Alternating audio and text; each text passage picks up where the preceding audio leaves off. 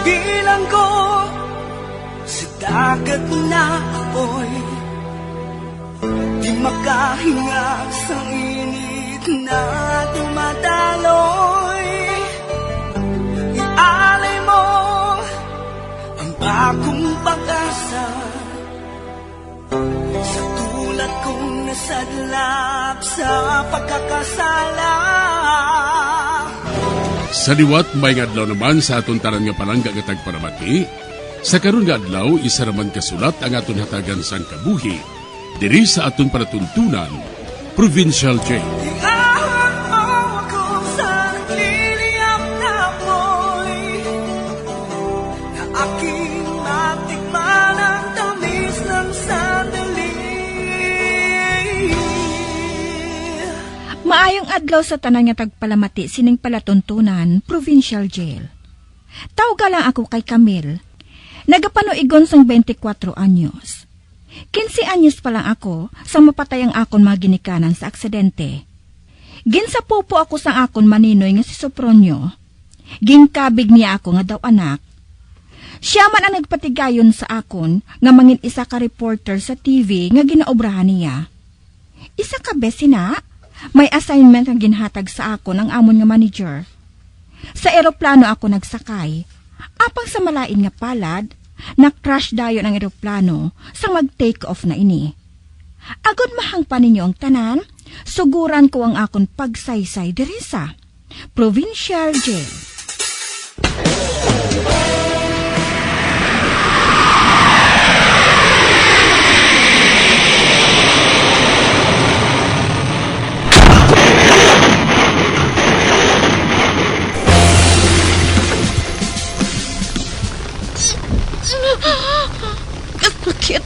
Kasakit sa lawas ko. Kag hindi ko mahibalan kung sa di na ako gabahin. Katulong, pulos asong palibot. Apang hindi na ako makatindog. May nakita ko nga isa ka jutay nga lulutsan. Kinahanglan makahagi ako dira. Kinahanglan gid. Apang wala na ako sang kusog. Agad nga kabuhaton ina. Nagkapalan dalamang ang akon panulok.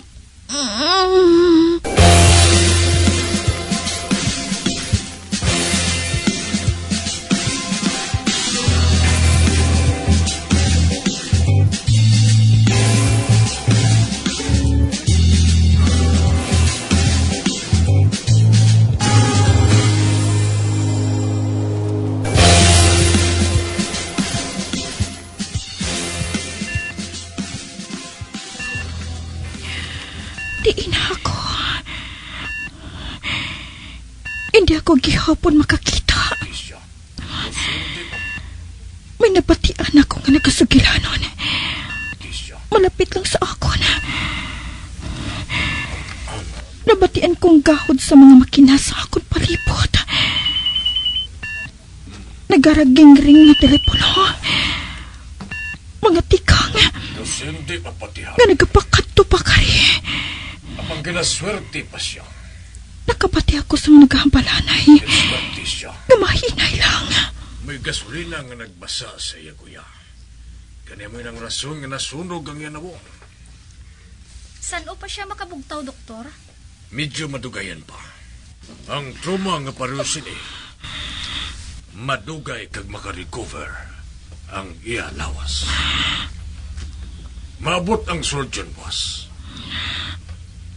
Siya na ang makapatag sa imo sini. Doktor, mapiktuhan na yan ang fetus sa iyat yan? Bay, fetus? Wala nagadala ang imo asawa, mister? Kadamo sang ilagin hampalana. Apang wala ako sang nahangpana.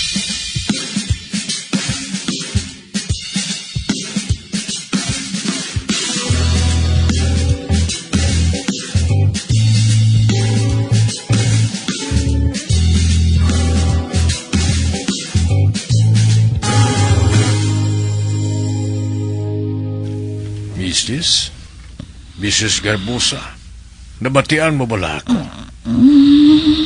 Mrs. Mamuklat ako.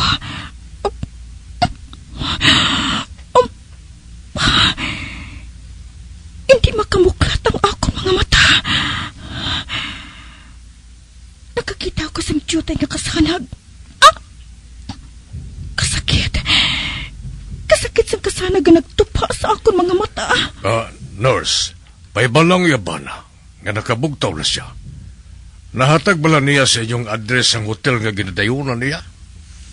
Oo, doktor. Ginhatagan niya kami tanan.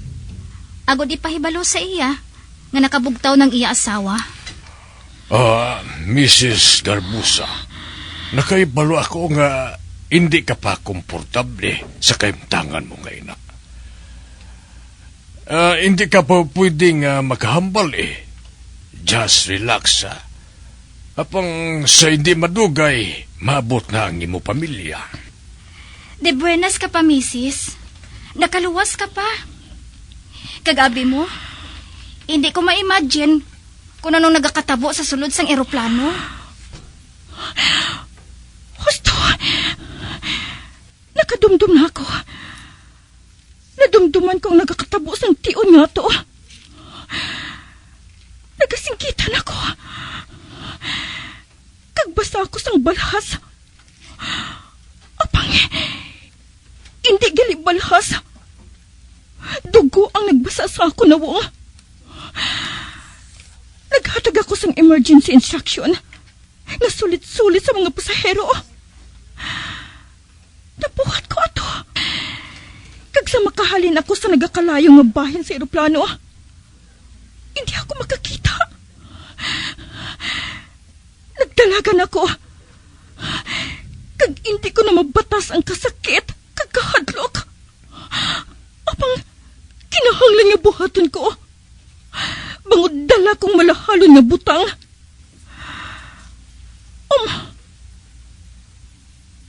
Dala ko ang malahalon nga butang? Ano nga butang?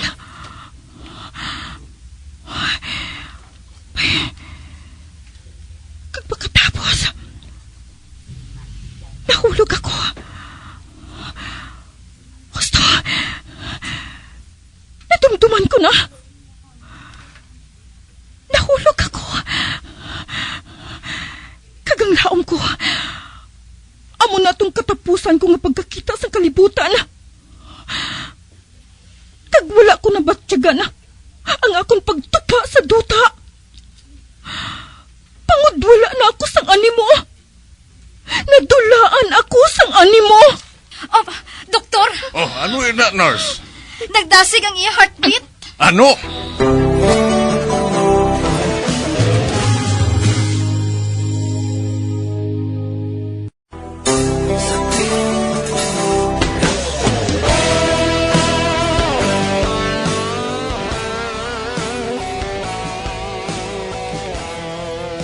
Sa nabatian ko nga pagsugilanon sang nurse kag doktor, nadumduman kong natabo sa akon sa sulod sang eroplano. Sa pagpadayon ko pagid. Ano ka, papanaugo na to sa jutay ang iaulo. Mrs. Garbusa, kalma ka lang. Wala ka sang dapat nga kulbaan.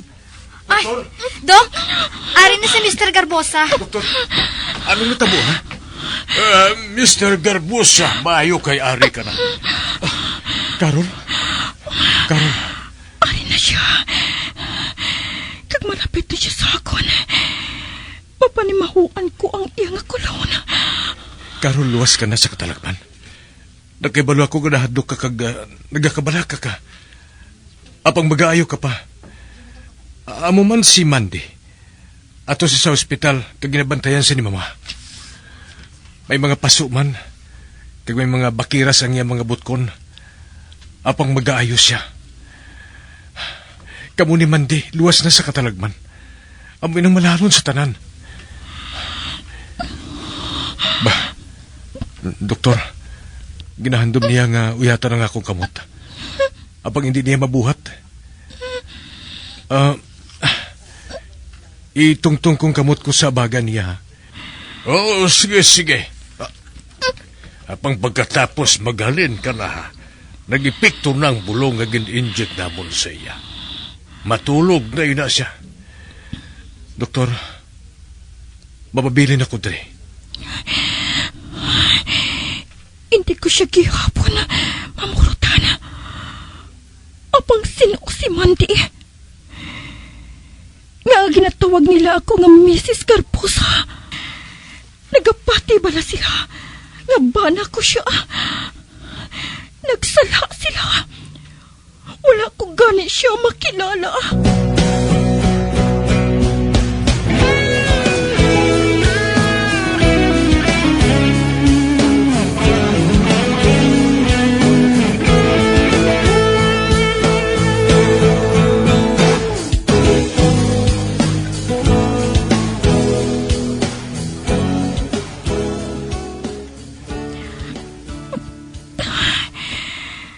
Nakabugtaw na ako. Ari maghihapon ako sa ICU. Kagula ako makahibalo kung ano oras na ini. Hi. Pa. Ari naman siya. Hindi ko gihapon siya makita. Bugos ko nga nawang. Naputos ang bintay.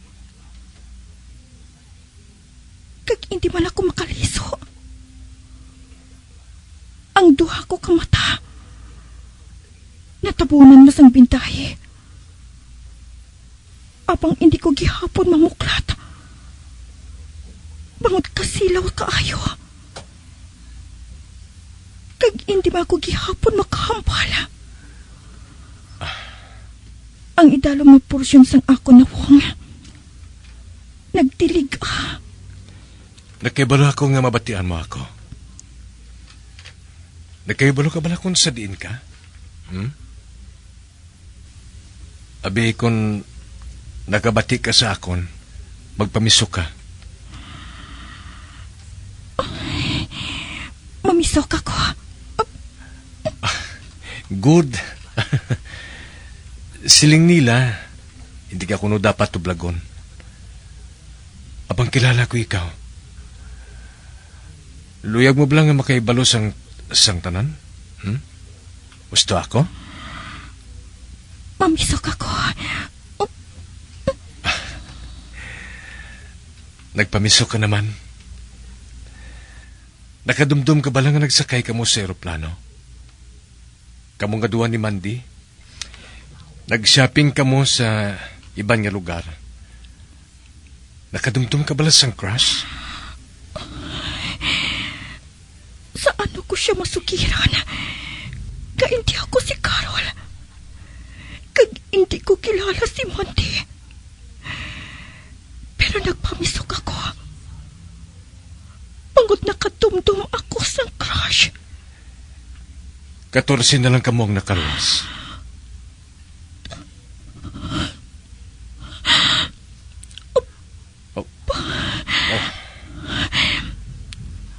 Kinapahiran niyang ako mga mata.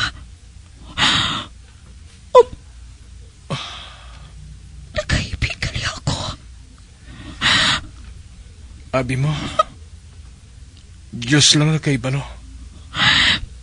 Kung nga nakaluwas ka mo sa aeroplano nga to. Kagaupod mo si Mandy. Did you remember that?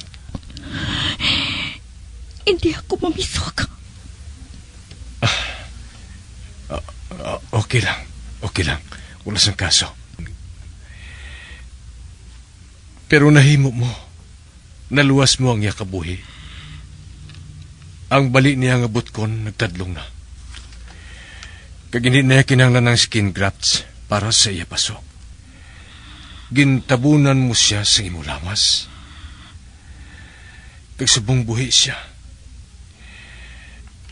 Nakita na nilang black box. Kag ang tanan normal. Aksidente lang natabo tungod ang isa ka engine nagdupok. Amo atong nagdakop sang fuel.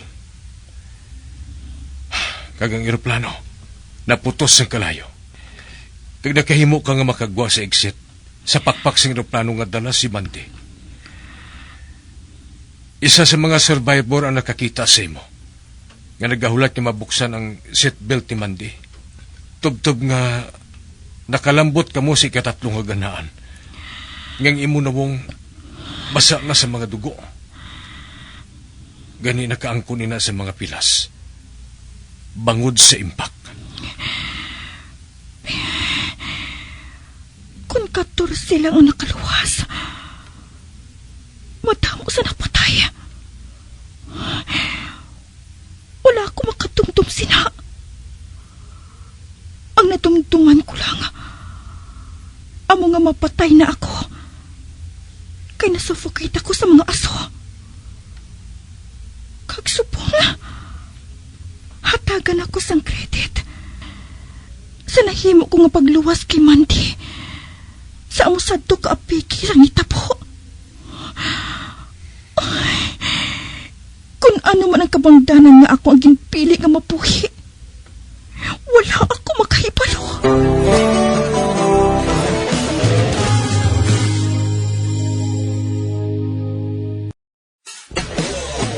Bilang ko sa dagat na apoy, di makahinga sa init na dumadaloy. Ialay mo ang bagong pag-asa sa kulat kong nasadlap sa pagkakasala. Magabiyan sundagin ninyo sa pagpamati, ang mga kasugpon sang sulat ni aton man ginatagan sang kabuhi, diri sa atong platuntunan, Provincial Joy. Kag kami diri sa gihapon wala gid kakalipat sa pagpangagda sa inyo. Nga kung kabuman may kasaysayan, ipadala lang diri sa atong platuntunan, Provincial J, DYWB, Bombo Radio, Mandalagan, Siyudad Sang Bacolod. Sa direksyon ni Melvin Gatuslao.